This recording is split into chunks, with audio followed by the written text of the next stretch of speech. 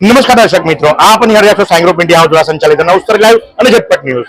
ધારાગીરીમાં એક ઘટના બનવા પામી। ઘટના એ બનવા પામી કે બે માસૂમ બાળકો, એકની ઉંમર 4 વર્ષ, એકની ઉંમર 3 વર્ષ, ગાડીની અંદર ગુંગળામણના કારણે મૃત્યુ પામ્યા એવી વાતો વાયુવેગે પ્રસરી। પોલીસની ટીમ ત્યાં પહોંચી, બાળકોને લઈ જવામાં આવ્યા હોસ્પિટલ ખાતે। હોસ્પિટલ પર ફરજ પરના ડોક્ટરે એમને મૃત ઘોષિત કર્યા અને ત્યારબાદ પોસ્ટમોર્ટમનો સિલસિલો શરૂ થયો। પોસ્ટમોર્ટમની પ્રાથમિક તપાસની અંદર માલુમ પડ્યું છે કે એમને ગુંગળામણના કારણે મૃત્યુ થઈ છે, પણ સમાજ, પરિવાર અને અડોશ પડોશ એક નવી સ્ટોરી લઈને આવ્યું છે।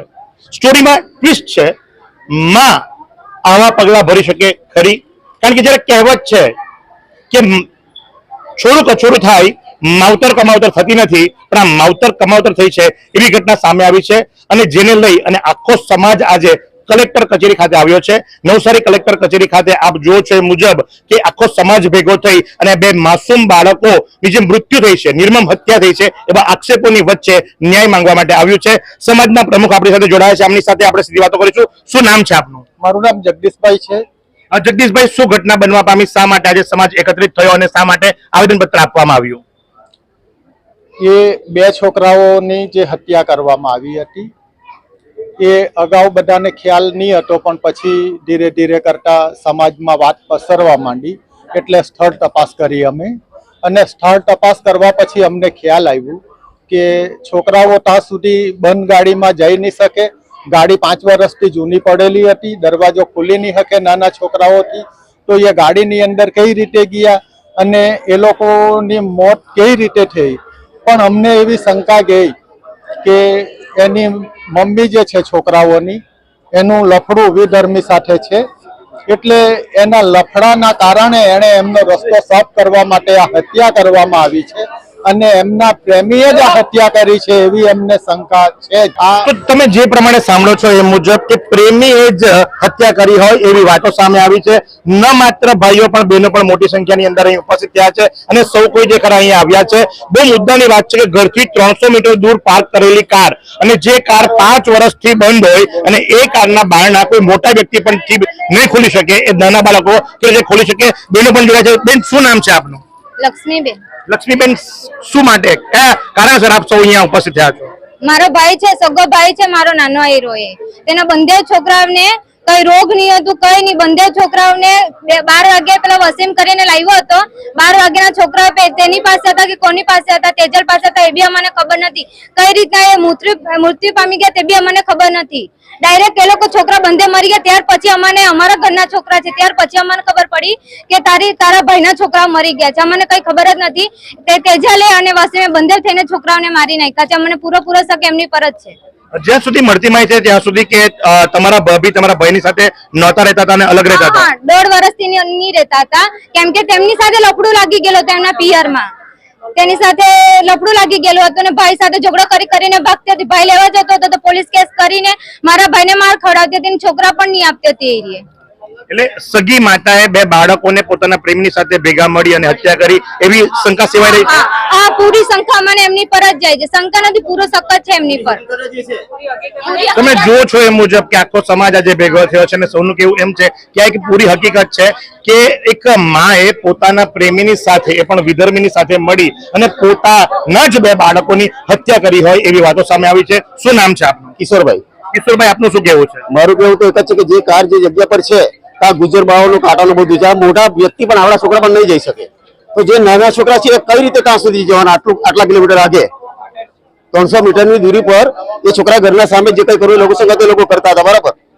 અને એ કાર પર બધે એવો ધૂળ લાગેલી છે કે ખાલી આંગળું અડ્યું તો આંગળું પડી રહી, મતલબ દરવાજો ખોલવાનો કોઈ છે જ નથી, અને દરવાજો ખોલીને ભરાઈ લોક થાય પરિસ્થિતિ છે જ નથી। એમ છોકરાઓને મારી નાખ્યા, અંદર ગુગળાઈ નહીં લોકો જાતે। જે દિવસે બાળકોની મૃત્યુ થઈ હતી તે દિવસે અમે બાળ મંદિરમાં ગયેલા હતા, ત્યાં મેડમની જગ્યાએ પેલી જે કામડિયા હતી તો તેમને અમે પૂછ્યું, અમને રેકોર્ડિંગ બી કર્યું છે।